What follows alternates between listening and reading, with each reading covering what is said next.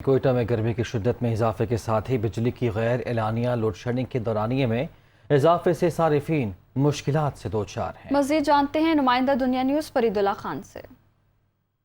جی، کوئٹہ میں جو گرمی کی شدت میں اضافہ ہوتا جا رہا ہے اسی حساب سے تناسب سے جو بجلی کی لوڈ شیڈنگ بھی بڑھ رہی ہے۔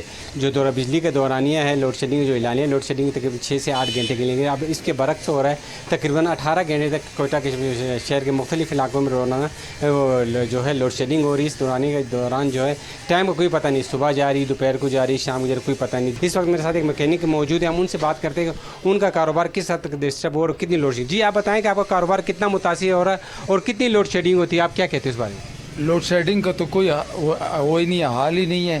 ایک انسان ہوتا ہے نا، بولتا ہے 1 گھنٹہ لائٹ آئے گی تو ایک چلی جائے گی، اس دوران انسان کام کر سکتا ہے، لیکن اب اس طرح ہر 2 منٹ کے بعد لائٹ آتی ہے چلی جاتی ہے، ہمیں کوئی اندازہ نہیں ہوتا، سارا دن لائٹ نہیں ہوتی ہے۔ ایک طرف جو ہے کہ لوڈ شیڈنگ کی وجہ سے کاروبار تباہ ہو رہا ہے، دوسری جانب جو بے روزگاری بھی بڑھ رہی ہے۔ ان کا فقط مطالبہ یہ ہے کہ اسکو والوں کی جانب سے بل تو متواتر وصول کرتے ہیں، ان کی ادائیگی بھی ہوتی ہے، لیکن خدارہ اس موسم میں، اس گرمی کے موسم میں جب ان کا سیزن ہے، ان کو مسلسل جو ہے بجلی کی کم سے کم فراہم کی جائے اور زیادہ سے زیادہ بجلی فراہم کی تاکہ ان کے گھر کا دال روٹی بھی چلتا رہے اور جو لوگ بے روزگار ہیں وہ بھی نہ ہو سکے۔ جی